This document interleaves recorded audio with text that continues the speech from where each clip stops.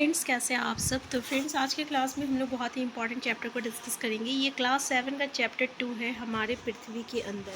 तो देखिए, चैप्टर बहुत छोटा है लेकिन इसमें से बहुत सारे इंपॉर्टेंट कॉन्सेप्ट बनता है जो कि हमारे कंपटीशन पॉइंट ऑफ व्यू से इंपॉर्टेंट है। सीटीट के साथ साथ हमारे जो दूसरे कॉम्पिटिशन्स होते हैं जैसे कि बीपीएससी हो गया, केवीएस, एनवीएस, उसके लिए भी ये चैप्टर काफ़ी इंपॉर्टेंट है।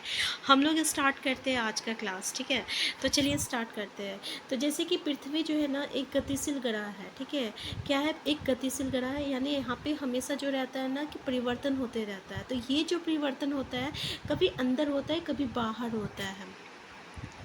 देखिए, ये जो हमारा साइड में दिया हुआ रहता है ना, वो काफ़ी इंपॉर्टेंट रहता है क्योंकि यहाँ से कभी कभी जो है बहुत सारे क्वेश्चन बन जाते हैं। जैसे कि यहाँ पे बताया गया है कि विश्व की जो सबसे गहरी खान जो है ना, ये दक्षिण अफ्रीका में स्थित है और इसकी गहराई जो है लगभग कितना है, 4 किलोमीटर है। देखिए, तेल की खोज में इंजीनियर जो है 6 किलोमीटर की गहराई तक भी जा चुके हैं और पृथ्वी के केंद्र तक पहुंचने के लिए, जो कि बिल्कुल इम्पॉसिबल है, ठीक है। इसके लिए कितना जाना पड़ेगा, तो समुद्र की सतह पर 6000 किलोमीटर गहराई तक खोदना होगा, ठीक है। तो याद रखिएगा कितना तक खोदना होगा, 6000 किलोमीटर गहराई तक। अब चलिए डिस्कस करते हैं कि पृथ्वी का आंतरिक भाग। तो पृथ्वी जो होता है ना, आप प्याज तो जानते ही हैं। तो पृथ्वी जो होता है एक प्याज की तरह होता है। जैसे प्याज आप देखे होंगे, उसके जो ऊपर वाला जो पिंक वाला कवर होता है बहुत ही पतला होता है, जो कि फट से निकल जाता है, ठीक है। तो ये पृथ्वी का जो है वो भी एक प्याज के छिलके जैसी होती है, जिसमें ऊपर का जो परत होता है बहुत ही पतली होती है और इसको हम लोग क्या कहते हैं, तो इसको हम लोग जो है पॉपर्टी कहते हैं। क्या कहते हैं? पॉपर्टी कहते हैं, जैसे कि आप यहाँ पे देख रहे हैं, ठीक है।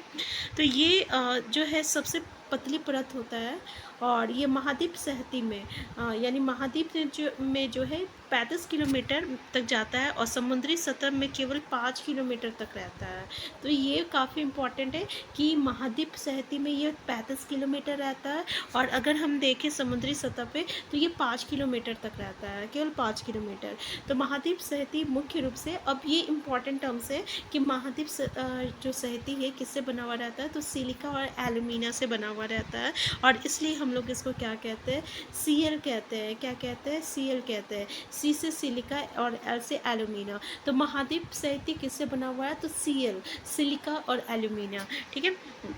महासागर की प्रॉपर्टी मुख्यतः सिलिका और मैग्नीशियम से की बनी होती है और इसलिए हम लोग सी में कहते हैं। और देखिए, तो ये समझ में आ गया, ठीक है। और अगर हम लोग महासागर की प्रॉपर्टी की बात करें तो वो किससे बना हुआ है, तो सी में से बना हुआ है। सी से सिलिकॉन और में से क्या हो गया, में से मैग्नीशियम हो गया, तो सी में हो गया, ठीक है। तो महासागरीय प्रॉपर्टी किससे बना हुआ है और महासागर प्रॉपर्टी किससे बना हुआ है, ठीक है।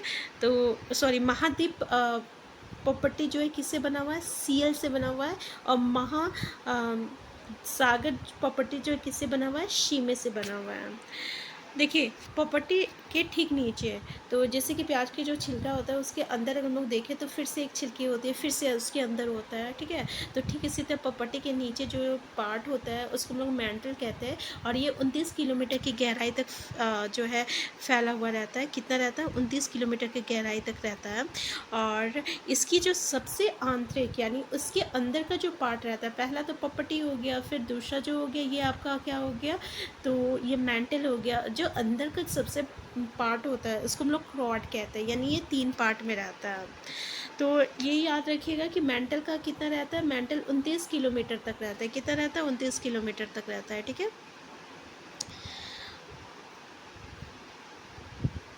देखिए, जिसकी त्रिज्या कितना है, 35 किलोमीटर तक है। किसकी बात कर रहे हैं यहाँ पे? क्रॉड की बात कर रहा है। तो ये मुख्यतः किससे बना हुआ रहता है, निकल एवं लोहे की बनी होती है, इसलिए इसको नीफे कहते हैं। यानी क्रॉड जो है ये नीफे से बना हुआ रहता है, निकल और किससे, निकल और आपका फेरस। एफ मतलब क्या होता है, फेरस होता है और एन मतलब क्या होता है, निकल होता है। तो केंद्रीय क्रॉड का तापमान और दाब जो रहता है बहुत ही ज़्यादा होता है। अच्छा, क्या आप जानते हैं पृथ्वी का आयतन का केवल 15% हिस्सा ही प्रॉपर्टी है और 44% जो होता है ये मेंटल होता है, 15% हिस्सा जो होता है क्रोड होता है। पृथ्वी की त्रिज्या कितना है? तो 6371 किलोमीटर है। तो पृथ्वी की त्रिज्या कितना है? 6371 किलोमीटर है। और जैसे कि अभी हम लोग बात किए थे कि पृथ्वी प्याज की जैसी होती है और प्याज का जो ऊपर का जो लेयर होती है काफ़ी पतली होती है, ऐसे ही ये पृथ्वी के ऊपर का जो प्रॉपर्टी होती है बहुत ही पतली होती है, केवल 1% ही होती है। और 84% जो रहता है ये तो हमारा मेंटल होता है, बाकी का 15% क्या हो जाएगा? क्रोड हो जाएगा। तो यहाँ से क्वेश्चन पूछे जाते हैं। नेक्स्ट है सेल एवं खनिज। ठीक है, तो देखिए जैसे कि पृथ्वी की जो प्रॉपर्टी होती है ये सेल से बना हुआ था। सेल मतलब क्या होता है? पत्थर हो गया। तो सेल जो रहता है विभिन्न रंग होता है, आकार होता है, गठन की ही हो सकती है। जैसे कि अगर हम लोग देखें तो 3 प्रकार का जो है आपका सेल होता है। एक होता है अग्नेय सेल, इसको हम लोग इंग्लिश में इग्नियस कहते हैं, इग्नियस रॉक कहते हैं। ठीक है, और हिंदी में अग्नेय सेल कहते हैं। फिर दूसरा जो होता है ना असादी होता है, जिसको हम लोग इंग्लिश में सेडिमेंट्री रॉक कहते हैं। तीसरा जो होता है क्यांत्रित होता है, जिसको हम लोग इंग्लिश में मेटामॉर्फिक रॉक कहते हैं। अब देखिए थोड़ा सा हम लोग अग्नेय सेल के बारे में डिस्कस करते हैं। देखिए क्या बोल रहा है कि इन्हें हम लोग अग्नि सेल को ना हम लोग प्राथमिक सेल भी कहते हैं। क्या कहते हैं? प्राथमिक सेल भी कहते हैं। उससे पहले हम लोग इसको देख लेते हैं कि इग्नियस जो वर्ड है कहाँ से आया है। तो इग्नियस वर्ड जो है ना ये लैटिन शब्द इग्नस से आया है। इसका अर्थ क्या होता है? अग्नि होता है। भाई अग्नि क्यों होता है आगे डिस्कस करेंगे। सेडिमेंट्री मतलब क्या होता है? लैटिन शब्द सेडिमेंट से बना हुआ है। इसका अर्थ मतलब होता है स्थिर होता है, जिसको हिलाया डुलाया नहीं जा सकता। नेक्स्ट है मेटामॉर्फिक, जिसका ग्रीक वर्ड से बना हुआ है। ठीक है, मेटाफोरस, और इसका अर्थ होता है रूप परिवर्तन, मतलब जो परिवर्तित हो रहा है। अब देखिए इसको अग्नि क्यों कहते हैं? तो पता है जब ज्वालामुखी जो है ना फटता है अंदर से तो उसके साथ जो है बहुत सारा लावा, जिसको हम लोग इंग्लिश में मैग्मा भी कहते हैं, और द्रवित मैग्मा जो है ये बाहर की ओर आता है, जिसको हम लोग लावा कहते हैं, और कुछ अंदर की भी रह जाता है। ऑब्वियसली सब तो बाहर नहीं आ पाएगा। जब फटता है धरती तो बहुत सारा जो है बाहर की ओर आता है, बहुत अंदर ही रह जाता है। तो जब बाहर आता है ना, जो आपका लावा बाहर आता है, वो जब धीरे धीरे ठंडा हो जाता है ना, तो वो जो है ना आपका सेल में परिवर्तित हो जाता है। अब देखिए अग्नि क्यों कहे? क्योंकि अग्नि से बना हुआ है। ठीक है, तो ये जो सेल में परिवर्तित होता है और ये बाहर है में आके सेल बना है, इसलिए इसको हम लोग बहिर्भेदी सेल कहते हैं। क्या कहते हैं? बहिर्भेदी सेल कहते हैं। इंग्लिश में इसको हम लोग एक्सटर्नल इग्नियस रॉक कहते हैं। ठीक है, तो और जैसे कि इसमें इसकी संरचना जो होती है, ये क्वेश्चन पूछा जाता है कि भाई ये किस तरीके से बना हुआ रहता है। तो बहुत ही महीन दाने से बना हुआ रहता है। इसका एग्जाम्पल बेसाल्ट रॉक जो है ये इसका एग्जाम्पल हो गया। ठीक है, और ढक्कन पठार बेसाल्ट सेलों से बना है। अब बताइए ढक्कन पठार किससे बना हुआ है? तो बेसाल्ट सेल से बना हुआ है। बेसाल्ट सेल कैसा है? तो यह का बहिर्भेदी अग्नेय सेल है। अब देखिए अभी हम लोग देखे थे कि भाई ठीक है बहुत सारा लावा तो बाहर की ओर आ गया, लेकिन अभी भी बहुत सारा लावा जो है हमारा ज़मीन के अंदर है। अब ज़मीन के अंदर भी जब वो रहेगा तो ऑब्वियसली धीरे धीरे वो ठंडा होगा। जब वो ठंडा होगा तो फिर से वो मतलब सेल में परिवर्तित हो जाएगा, और उसी को हम लोग क्या कहते हैं? अंतर्वेदी सेल कहते हैं। क्या कहते हैं उसको? हम लोग अंतर्वेदी अग्नेय सेल कहते हैं। ठीक है, और अब देखिए ग्रेनाइट, उसका उदाहरण क्या हो गया? ग्रेनाइट हो गया। अब आपसे पूछा जाएगा कि वो कैसा रहता है? तो वो बड़े बड़े दानों का रूप रहता है, बड़े बड़े दानों का रूप रहता है। तो ये 2-3 चीज़ जो है हमें दिमाग में रखना है आपका अग्नेय सेल के बारे में। तो भाई हम लोग अग्नेय सेल को देखें कि 2 तरह का होता है। एक तो होता है बहिर्वेदी सेल होता है, अंतर्वेदी सेल होता है, एक बहिर्वेदी सेल होता है।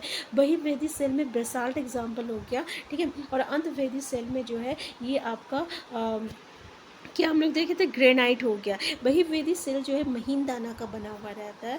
अंतर्वेदी सेल जो है ये आपका मोटे दाने का रहता है। ठीक है, बहिर्वेदी सेल में अगर हम लोग देखें कि ये जो है आपका ढक्कन पठार ये आपका बहिर्वेदी सेल में आता है। तो बस यही कुछ इम्पॉर्टेंट था जो कि हमें इसके बारे में जानना था।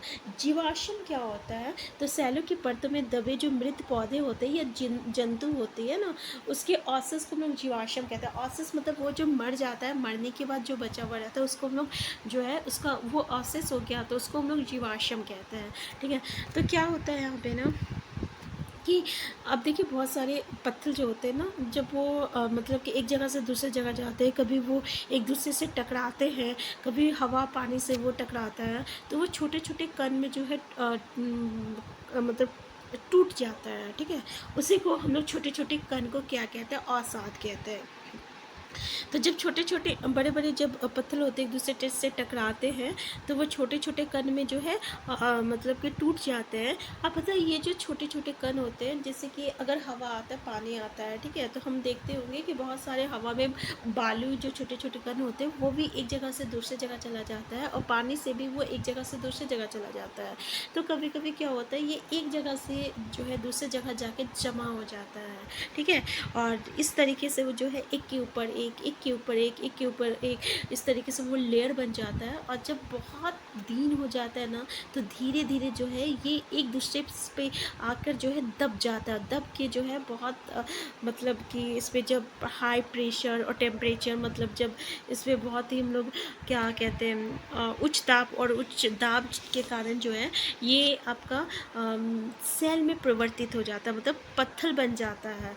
और अभी हम लोग देखें, जैसे कि यहाँ पे कुछ बालू मिट्टी है, यहाँ पे कुछ पेड़ आ गया, कुछ कीड़ा मकोड़ा आ गया, फिर से यहाँ पे कहीं हवा बरसात आया, फिर से यहाँ पे बालू का लेयर आ गया। ठीक है, फिर कुछ दिन के बाद देखते हैं यहाँ पे पेड़ पौधे आता है, यहाँ पे कुछ कीड़े मकोड़े होते हैं।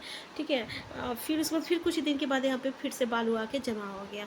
अब देखते हैं कि ये तो मर जाता है, मरने के बाद तो ये ही रह जाता है, इसी को हम लोग जीवाश्म कहते हैं। और इस तरीके का जो पत्थर बनते हैं ना, इसको हम लोग अवसादी सेल कहते हैं।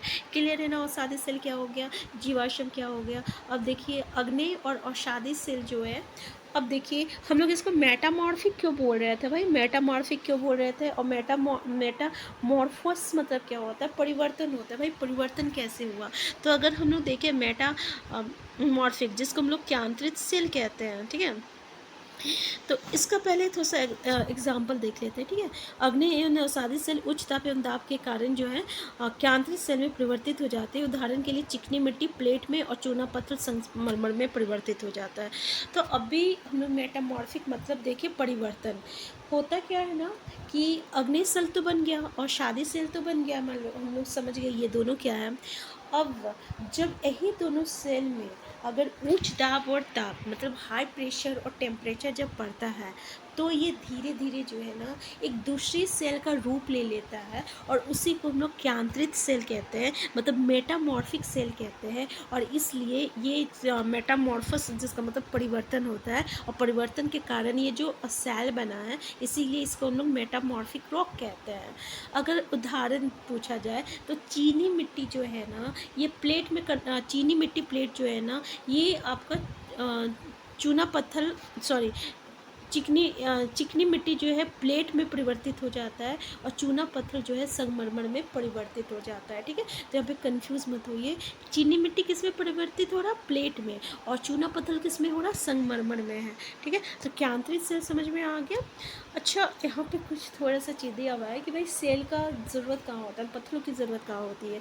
तो ऑब्वियसली पत्थर का ज़रूरत घर बनाने में होता है, तो सड़क बनाने में, घर बनाने में, और बहुत इमारत बनाने में। इसके साथ साथ आपको पता है, जैसे कि हम लोग बचपन में बहुत सारे खेल भी खेलते थे जिसमें पत्थर का इस्तेमाल होता था। जैसे हम लोग गिट्टी खेलते थे, फिर से कित कित एक खेल होता है उससे खेलते थे। फिर पिट्टो पिट्टो हम लोग कहते हैं, पिट्टो इसको यहाँ पे, ये भी खेले हुए हैं। आप लोग भी कमेंट बॉक्स में ज़रूर बताइएगा क्या आप इस खेल के बारे में जानते हैं, और क्या ऐसे खेल आप लोग बचपन में खेले हैं, ज़रूर कमेंट बॉक्स में बताइएगा। ठीक है, तो यहाँ पे जो है जैसे कि हम लोग देखें कि इमारत भी बनाया जाता है, जैसे कि अनेक स्मारक जो है हम यहाँ पे जो है सेल से बना हुआ है। अगर हम लोग लाल किला देखें तो लाल बलुआ पत्थर से बना हुआ है लाल किला। ताजमहल देखे तो सफ़ेद संगमरमर के पत्थर, संगमरमर का पत्थर कैसे बना हुआ था, तो देखे थे हम लोग चूना पत्थर जो है संगमरमर में परिवर्तित हो रहा था, है ना। और ये क्या कहते हैं, लाल किला जो है लाल बलुआ पत्थर से बना हुआ है। तो इस तरीके से आप देख सकते हैं। ठीक है, अब ये जो है ना, आप इसको देखिए, ये फिगर, इस फिगर को देख के आपको समझ में आ जाएगा कि सेल चक्र, जैसे कि यहाँ पे देख रहे हैं ना हम लोग, ये मैग्मा आया, फिर इग्नियस रॉक में बना, फिर इग्नियस रॉक जो है ना ये टूटता है, यही सेल जो है छोटे छोटे कण में टूटता है और अवसाद बना रहा था। फिर अवसाद जो है है जब इस पर एक दूसरे के पास जो है ये जम जाता है, यानी एक के ऊपर एक लेयर बनता है, फिर बहुत ही दिन के बाद ये सेल में परिवर्तित हो जाता है, जिसको हम लोग अवसादी सेल कहते हैं। अब ये जो अवसादी सेल है और अग्नेय सेल है, जब इस पर उच्च दाब और ताप पड़ता है तो ये क्यांत्रित सेल में परिवर्तित हो जाता है। फिर से क्यांत्रित सेल जो है ये आपका मैग्मा में परिवर्तित हो रहा था। तो इसी ये एक तरह का क्या होता है, एक साइकिल बनाता है और इसी को हम लोग सेल चक्र कहते हैं, है ना। तो देख नेक्स्ट पॉइंट जो है ये बता रहा है कि सेल तो विभिन्न खनिज से बनी होती है। खनिज क्या होता है, तो खनिज प्राकृतिक रूप में पाया जाता है, ठीक है। लेकिन जब इसमें भौतिक गुण और निश्चित रासायनिक मिश्रण होता है, ठीक है, इसका मतलब क्या हुआ कि इसमें एक भौतिक गुणधर्म होता है और निश्चित रासायनिक मिश्रण होता है। खनिज मानव जाति के लिए बहुत ही महत्वपूर्ण है, जैसे कि कोयला देखिए, प्राकृतिक गैस पेट्रोलियम देखिए, इसके अलावा हम लोग यहाँ पे लोहा, एल्यूमिनियम, सोना और यूरेनियम देखते हैं। तो ये सब जो है ये क्या है, खनिज है, ठीक है। और सेल जो है विभिन्न खनिजों से बनी होती है और खनिज तभी बनता है जब इसमें एक रासायनिक मिश्रण होता है, एक भौतिक गुणधर्म होता है। रासायनिक मिश्रण मतलब क्या होता है कि भाई लोहा एल्यूमिनियम से अलग है ना, कोयला जो है पेट्रोलियम से अलग है, लेकिन बनने का प्रोसेस एक ही है, लेकिन इसमें डिफरेंसेस क्या हो जाता है, तो इसका रासायनिक मतलब केमिकल मिक्सचर में डिफरेंट हो जाता है। और केमिकल मिक्सचर के कारण ही जो है ये कभी ये कोयला बन जा रहा है, ये पेट्रोलियम बन जा रहा है, ये एल्यूमिनियम बन जा रहा है, ये लोहा बन जा रहा है ना। तो ये था। तो देखिए आज के क्लास में चैप्टर तो देखिए आज का क्लास में चैप्टर तो बहुत छोटा है और इसमें लेकिन इसमें बहुत सारे इंपॉर्टेंट कॉन्सेप्ट जो है हमें देखने को मिला है। तो आज का क्लास हम यहीं तक रखते हैं, नेक्स्ट क्लास में हम लोग नेक्स्ट चैप्टर को डिस्कस करेंगे, ठीक है। तो हम फिर मिलते हैं। अगर आप चैनल में नए हैं, चैनल को सब्सक्राइब कर लीजिएगा, वीडियो हेल्पफुल होगा तो लाइक शेयर करना मत भूलिएगा। Thank you.